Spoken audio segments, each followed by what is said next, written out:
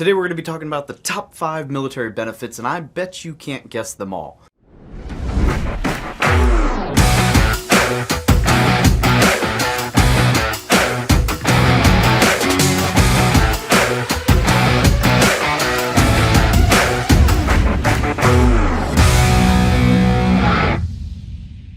What's up, everybody? I'm Dave, the founder of the Military Millionaire community, and today we're going to talk about the top 5 military benefits. Now, these are tangible military benefits. We're not going to go into all the intangibles like confidence and life experiences and work experiences and benefits in the workplace and access to federal jobs earlier or opportunities before people who don't have military experience and all of that stuff, right? I'm talking about physical, like tangible benefits. For example, number 5, leading off, we're going to go with Tricare. And it was hard for me to actually order these in what I think is the right order because Tricare can actually be extremely valuable. For example, if you are married and you have a child, and let's say it is born 2 months premature and it is in the NICU. If you were a civilian, you had normal health insurance, the NICU could end up costing you legitimately hundreds of thousands of dollars. And in the military, zero, right? You have a surgery, could cost you $5, $10, $15, $20, $30,000. Who knows? You have cancer, could cost you a lot of money. And in the military, you won't even know how much it costs you because you don't even see a bill. At the same time, you may never go to medical. So you may never know about the benefit that Tricare was. Or you may go to medical and it's, military medical. So you may not necessarily be super stoked with the care that you got. That being said, as a guy who had his PCL replaced while on active duty and didn't pay for it, had his appendix removed on active duty, didn't pay for it, had several other medical issues, some fairly significant issues, didn't pay for it, got a CPAP, doesn't pay for it. Like, Tricare is pretty sweet. I'm a fan. I would consider that a pretty significant benefit.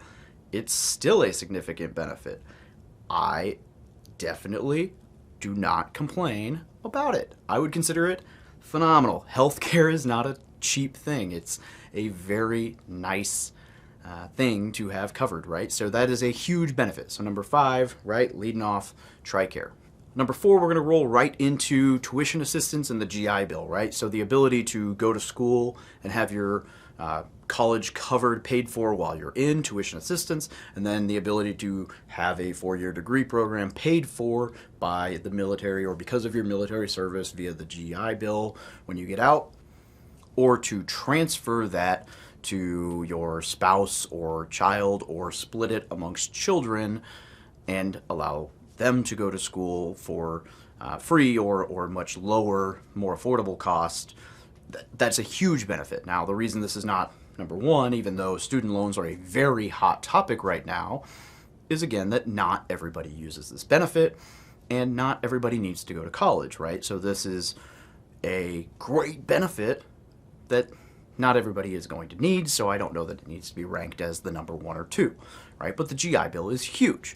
This is very valuable. When you're going to school, you're going to get your housing allowances covered, your tuition covered, you're going to be able to afford to focus on school and education rather than having to work a full-time job while going to school, which will pull away from your studies and your grades and your GPA and everything else. You're actually going to be able to focus on school. Likewise, tuition assistance is awesome. I got an associate's degree while I was in, and I didn't pay a penny for it. And I haven't touched my GI Bill yet, which is pretty cool. Now, number 3. This is one that most of you aren't even going to guess.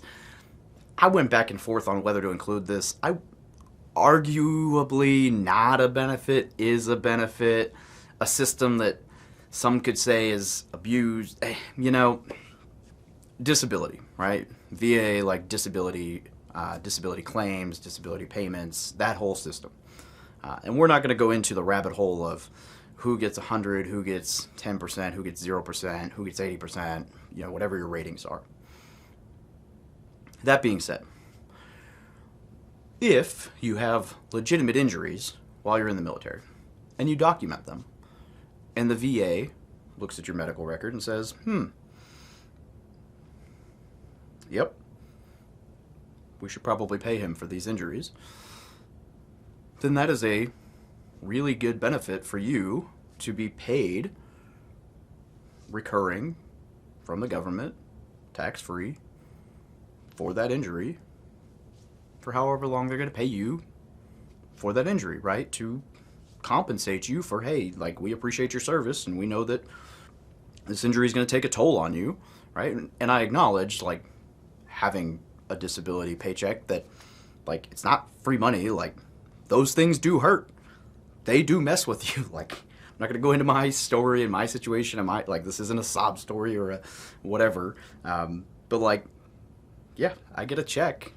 It doesn't mean that those things are fun, right? Like, there are plenty of times where I'm like, wow, this check is great. I would gladly give this back to you for X, Y, and Z to just not be here. But the check is great, whatever. So, but it's still a nice benefit.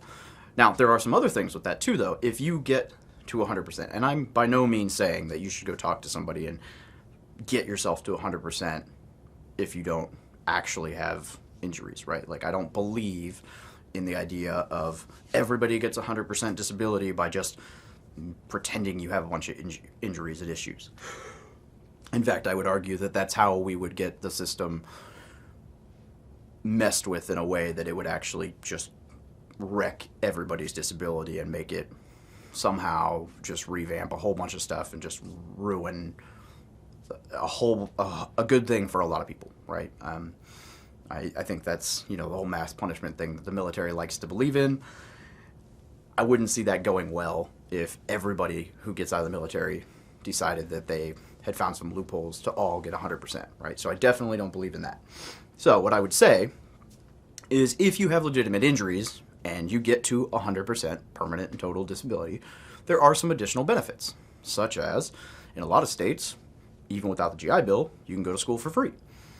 There are some student loan forgiveness programs for 100% P&T veterans. There are some states that do property tax exemptions for that. There are some other benefits out there, right? So check them out. Look into I think it's chapter 31 or chapter 35 benefits. Just look around, right? And then look at your state. Your state might have some benefits. I believe some have, like, vehicle registration. There's some states, I believe, where your children go to school for free if you're a disabled veteran, like, permanently. I'm not going to go into all those specifics because it varies state to state and I don't know all the details, but do your research. Number 2, the Thrift Savings Plan, the TSP. I love this thing because you put your money in. I prefer the Roth, especially if you're a young service member. You put your money in, you pay the taxes up front, it grows tax exempt, and then you don't pay taxes on the money when you pull it out. And you can live on it in retirement. It can grow to 7 figures, and it can be wonderful, and it's awesome.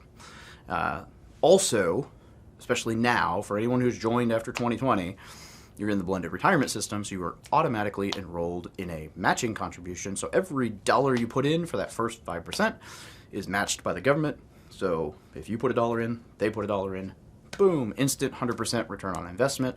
Not going to find that anywhere else. It's guaranteed by the government. 100% return on investment, basically a 5% pay raise. That 5% does go to traditional instead of Roth, but whatever, you need to take advantage of that. So you should at least be putting 5%. I would say 10, 15, 20%. The more you put in at a young age, the more powerful it is, the more it compounds, the better it is.